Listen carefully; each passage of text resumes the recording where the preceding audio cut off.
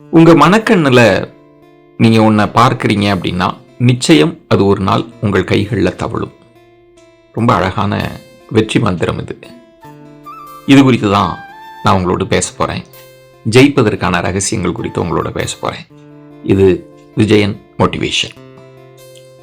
நிறைய பேருக்கு ஒரு சந்தேகம் இருக்கலாம். என்ன எல்லாரும் சொல்கிறாங்க, நீங்கள் நினச்சது நடக்கும், உங்கள் கனவு கைகூடும், உங்கள் மனக்கண்ணில் பார்த்தா அது ஒரு நாள் உங்கள் கைகளில் தவழும் அப்படின்லாம் சொல்கிறாங்களே, இதெல்லாம் உண்மையா அப்படின்னு நிறைய பேருக்கு தோணலாம். சிலர் இந்த வாசகத்தை ரொம்ப கடந்து போயிடலாம். ஆனால் இதை நீங்கள் ரொம்ப ஆழமாக யோசித்தால், இதன் மீது உங்கள் சிந்தனையை குவித்தால் நிச்சயம் அதற்கான பலன் கிடைக்கும். அதை பற்றி தான் நான் உங்கள்கிட்ட பேசணும்னு நினைக்கிறேன். ஒரு ஊடகவியலாளனாக எனக்கு ஒரு நல்ல வாய்ப்பு கிடைச்சதுங்க. இறைவனும் இயற்கையும் எனக்கு கொடுத்தாங்க. அது என்ன அப்படின்னா, நிறைய வெற்றி மனிதர்களை பார்த்து நேர்காணல் செய்யக்கூடிய வாய்ப்பு, அவங்க வெற்றி ரகசியங்கள் குறித்து அறிந்து கொள்ளக்கூடிய வாய்ப்பு. இது எல்லாருக்குமே கிடைச்சிடாது.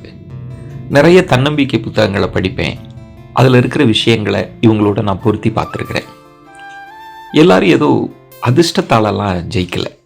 அவங்க ஜெயிக்கிறதுக்கான திட்டம் இருந்தது, அவங்களுக்கான தொலைநோக்கு பார்வை இருந்தது, அவங்க எண்ணங்களில் நிறைய விஷயங்களை சீர்மைப்படுத்தியிருந்தாங்க. இதெல்லாம் தான் நான் உங்கள்கிட்ட பகிர்ந்துக்கணும் அப்படின்னு நான் நினைக்கிறேன். நிறைய விஷயங்களை நான் என்னோட வாழ்க்கையிலும் நான் இம்ப்ளிமெண்ட் செஞ்சுருக்கிறேன். அதற்கான பலன் கிடைத்திருக்கிறது. அதை தான் நான் உங்கள்கிட்ட பேசணும்னு நினைக்கிறேன். என்னடா அது மனக்கண்ணில் பார்த்தா அதெல்லாம் கைகளில் வருன்றாங்களே, என்னது இது, இது என்ன மாயாஜாலமா, இதெல்லாம் முட்டாள்தனமாக இருக்கே அப்படின்னு கூட பலரும் நினைக்கலாம். நான் உங்களுக்கு ஒரு சம்பவம் சொல்கிறேங்க. நான் கவின் கேர் நிறுவனர் சி.கே. ரங்கநாதன் அவர்களை நேர்காணல் செஞ்சேன். அவர் ஒரு பெரிய பணக்கார குடும்பத்தை சேர்ந்தவர். ஃபேமிலி பிஸ்னஸ்லாம் அவங்க பண்ணக்கூடியவங்க. அவர் என்ன முடிவெடுக்கிறாரு அப்படின்னா, நான் ஃபேமிலி பிஸ்னஸே நான் பார்க்க விரும்பலை, நான் சுயமாக எனக்கான அடையாளத்தை தேடி நான் போக போகிறேன். ஸோ இந்த விஷயங்கள்லாம் எனக்கு வேண்டாம், நான் தனியாக பிஸ்னஸ் பண்ண போகிறேன் அப்படின்னு சொல்லி வீட்டை விட்டு வெளில வர்றார். ரொம்ப சின்ன அளவில் பிஸ்னஸ் ஆரம்பிக்கிறார். கார் கூட வசதியெல்லாம் கூட கிடையாது. ரொம்ப சிரமப்படுறார், கஷ்டப்படுறார். இப்படி ஒரு வாழ்க்கை தான் அவருக்கு முதல் கட்டத்தில் அமையுது. அப்போ நான் அவர்கிட்ட கேட்டேன், சார் கார் கூட இல்லாமல் அப்படியே நான் வீட்டுக்கு நடந்து போவேன் அப்படின்னு சொல்கிறீங்க, நீங்கள் ரொம்ப வசதியான குடும்பத்தில் பிறந்தவர், கார்லாம் இருக்குது, அதை விட்டுட்டு தான் நீங்கள் வந்திருக்கிறீங்க, நம்ம என்னடா அது, நம்ம ஏன் இது இந்த கஷ்டப்படணும் அப்படிலாம் நீங்கள் யோசிச்சிங்களா அப்படின்னு கேட்டேன். அப்போ என்ன நினச்சிங்க அப்படின்னு. அவர் சொன்னார், என் வீட்டில் இருக்கிற பெரிய சொகுசு கார்கள் அதை பற்றிலாம் நான் நினைக்கல விஜயன். நான் வாழ்க்கையில் எப்படி ஜெயிக்க போகிறேன், நான் எப்படி ஒரு பெரிய பங்களா கட்ட போகிறேன், அந்த பங்களா எப்படி இருக்க போகுது, நான் என்ன கார் வாங்க போகிறேன், அந்த கார் எப்படி இருக்க போகுது, நான் அந்த கனவுகளில் தான் நடந்துகிட்டே இருப்பேன், நான் தினந்தோறும் என் மனக்கண்ணில் அந்த கார் வந்துகிட்டே இருக்கும் அப்படின்னு சொல்லிட்டு அவர் சொன்னார். ரொம்ப டீட்டெயிலிங் பண்ணி சொன்னாருங்க. என்னோட காரோட சீட் கவர் முதற்கொண்டு நான் கற்பனை பண்ணி வச்சுருந்தேன் அப்படின்னார். நான் எப்படி அந்த கார் இருக்கணும்லாம் கற்பனை பண்ணிட்டு நடந்து போனேன் அப்படின்னு சொன்னார். சொல்லிட்டு அந்த நேர்காணலில் அவர் ஒரு வாகனத்தை காமிச்சார். நான் கனவு கண்டேன்னு சொன்னேன்ல, அந்த கார் தான் விஜயன் இந்த கார் அப்படின்னார். எனக்கு ரொம்ப ஆச்சரியமாக இருந்தது.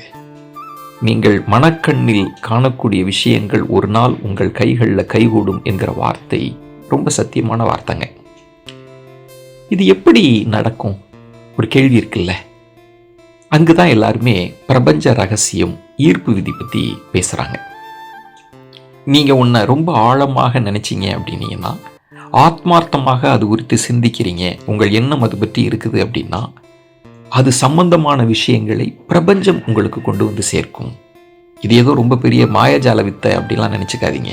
இதை தான் ஈர்ப்பு விதி அப்படின்னு சொல்கிறாங்க. காந்தம் நீங்கள் கேள்விப்பட்டிருப்பீங்க. அது ஒத்த விஷயங்களை ஈர்ப்பதை போல் நம் எண்ணங்களின் மூலம் ஈர்க்க முடியும். இதுதாங்க அதனோட கருத்து. இப்போ நான் கொஞ்சம் உங்களுக்கு புரிகிற மாதிரி சொல்கிறேன். நம்ம தான் இந்த பிரபஞ்சத்தில் சக்தி வாய்ந்த காந்தம்ங்க. அதை பலரும் உணர்வதில்லை. நம்முடைய எண்ணங்கள் இருக்குல்ல, அந்த எண்ணங்களை ஒன்றின் மீது குவிப்பது.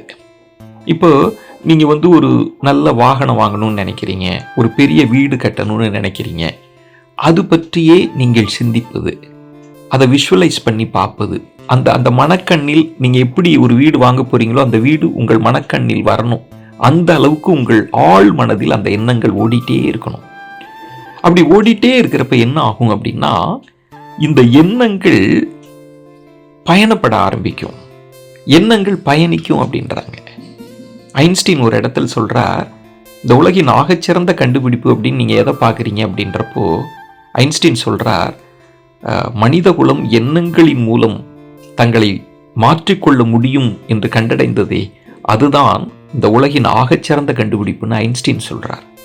அப்போ நீங்கள் ஒரு விஷயத்தை ரொம்ப ஆழமாக யோசிக்கிற போது, ஆழ் மனதில் அந்த எண்ணங்கள் இருக்கிறப்ப, அந்த ஆசைகள் கனவுகள் இருக்கிறப்ப அந்த எண்ணங்கள் பயணிக்க தொடங்குகிறது. அந்த அலைவரிசையில் பயணிக்கும். அது பிரபஞ்சத்தை நோக்கி ஈர்க்கப்பட்டு அதற்கேற்ற விஷயங்களை பிரபஞ்சம் உங்களுக்கு கொண்டு வந்து சேர்க்கும். நீங்கள் தான் பெரிய காந்தம். நீங்கள் எதை அனுப்புறீங்களோ அது ஒத்த விஷயங்கள் உங்களுக்கு வந்து சேரும். இன்னொரு இடம் சொல்கிறேன், புரிஞ்சுக்கோங்க. உங்களுடைய எண்ணங்கள் நீங்கள் ரொம்ப ஆழமாக யோசிக்கிற போது அது ஒரு கட்டத்தில் பௌதீக பொருள்களாக மாறும். நீங்கள் வெறுமன கனவு தான் காண்றீங்க, உங்கள் எண்ணத்தில் தான் வீடாக நீங்கள் நினைக்கிறீங்க. பிரபஞ்சம் அதை பௌதீக பொருளாக ஒரு அழகான வீடாக கொண்டு வந்து சேர்க்கிறது, அப்படி ஒரு சூழலை அமைத்து கொடுக்கிறது. புரியுதுங்களா? அதுதான் எண்ணத்தின் வலிமை. எண்ணம் அதை தான் தொடர்ந்து பெரிய பெரிய அறிஞர்கள், ஞானிகள், வெற்றி பெற்றவர்கள் பேசிக்கிட்டே இருக்கிறாங்க. இப்போ உதாரணத்துக்கு சொல்கிறேன், நம்ம தொலைக்காட்சியில் பார்க்குறோம், படங்களை பார்க்குறோம். அது எப்படி பார்க்குறோம்? எங்கோ ஒரு தொலைக்காட்சி நிறுவனம் ஒரு பெரிய ஆண்டனாவை வச்சு ஒளிபரப்புது. அந்த அந்த அலைவரிசையில் அந்த படக்காட்சிகள்லாம் போகுது, சேட்டலைட் வாங்கி திரும்பவும் அனுப்புது. நம்ம வீட்டு ஆண்டனா அதை ரிசீவ் பண்ணுது. நம்ம தொலைக்காட்சி ஆன் பண்ணி டியூன் பண்ணுறப்ப நமக்கு ஏற்ற சேனல் வருது, நம்ம விரும்பிய படத்தை பார்க்குறோம் இல்லையா? அது மாதிரி தான் நம்முடைய கனவுகளை நம்ம அனுப்புகிறோம், நம்ம எண்ணங்களை அனுப்புகிறோம். அதுக்கு ஒத்த விஷயங்கள் மீண்டும் நம்மை நோக்கி வருகிறது. இதை தான் ஈர்ப்பு விதி, பிரபஞ்ச விதி அப்படின்னு சொல்கிறாங்க. உண்மை தாங்க. நீங்கள் எண்ணங்களை பற்றி யோசிக்கிறப்ப இன்னொரு விஷயம் சொல்கிறேன், நீங்கள் இதை பற்றியும் யோசிக்கணும். ஒரு பாடல் கேட்குறீங்க, ஒரு பழைய பாடல் கேட்குறீங்க. அந்த பாடலுக்குள் நீங்கள் ரொம்ப அப்படியே ஆத்மார்த்தமாக மூழ்கிட்டீங்க அப்படின்னு வைங்களேன். நீங்கள் அதில் மூழ்கின பிறகு அதை ஒத்த சிந்தனைகள் உங்களுக்கு வந்துட்டே இருக்கும். இந்த படத்தை நம்ம அம்மா அப்பாவோட போய் பார்த்தோம், இந்த பாட்டு கேட்குறப்ப நம்ம தோழியோட நடந்து போயிட்டு இருந்தோம். அப்போதைய நினைவுகள்லாம் அடுக்கடுக்கடுக்காக நம்மள்கிட்ட வந்து அப்படியே வருகிறது இல்லை? அது எப்படி வருகிறது? எண்ணத்தின் ஈர்ப்பு தான் அப்படின்னு சொல்கிறாங்க. எண்ணத்திற்கு அந்த வலிமை உண்டுங்க. ஆக ஒரு விஷயத்தை நீங்கள் நினைக்கிறீங்க, ஆத்மார்த்தமாக எண்ணுகிறீர்கள், ஆழ் மனதில் எண்ணுகிறீர்கள் அப்படின்னீங்கன்னா அந்த எண்ணம் பயணிக்க தொடங்கும். அதுக்கு ஏற்ற விஷயங்களை எல்லாம் உங்களுக்கு கொண்டு வந்து சேர்க்கும். அதனால தான் சொல்கிறாங்க, நீங்கள் எதை ரொம்ப ஆத்மார்த்தமாக மனக்கண்ணில் பார்க்கிறீர்களோ அது நிச்சயம் உங்கள் கைகளில் வந்து சேரும் அப்படின்றது தான். இன்னும் ஒரு விஷயம் சொல்லி நான் முடிக்கிறேன். என்னோட வாழ்க்கையிலேயே விவேகானந்தர் புத்தகங்களை வாசிக்க தொடங்குகிற போது நான் ரொம்ப ஆத்மார்த்தமாக இதை வந்து நம்ம பேச போகிறோம், இப்படி ஒரு சொற்பொழிவு ஆற்ற போகிறோம் அப்படின்லாம் நான் நினச்சிப்பேன். என் மனக்கண்ணில் அப்படி நினச்சிட்ருப்பேன். பிரபஞ்சம் என்ன செய்கிறது அப்படின்னா, விவேகானந்தர் அமைப்பை நடத்திட்டுருக்கிற ஒருவர் எங்கோ இருக்கிறார், அவர் ஏதோ ஒரு வகையில் என்னை தேடி வரார். நீங்கள் விவேகானந்தர் குறித்து பேசணும், நீங்கள் பேசுனா நல்லாயிருக்கும் அப்படின்னு எப்படியோ கண்டடைந்து என்கிட்ட வரார். என்கிட்ட தேதி குறித்து நான் விவேகானந்தரை பற்றி பேசியிருக்கிறேன். இது எப்படி நடந்தது? இந்த மாயாஜாலம் எப்படி நடந்தது அப்படின்னா, நான் ரொம்ப ஆத்மார்த்தமாக நான் விவேகானந்தரை வாசிக்கிற போது, அதுக்கு தயாராகிற போது நான் யோசித்த அந்த எண்ணங்கள் பிரபஞ்சத்தின் மூலமாக யாரோ ஒருவரை அனுப்பி வைக்குது. இப்படி தாங்க கைகூடும். இதுதான் பிரபஞ்சத்தினுடைய ஈர்ப்பு விதி. இப்படி தான் நான் புரிஞ்சுக்கிறேன். இது மாதிரி நிறைய விஷயங்கள் பேசுவோம், நிறைய விஷயங்களை உங்களோடு பகிர்ந்துக்கிறேன். நல்லதை பேசுவோம், நல்லதே நடக்கும்.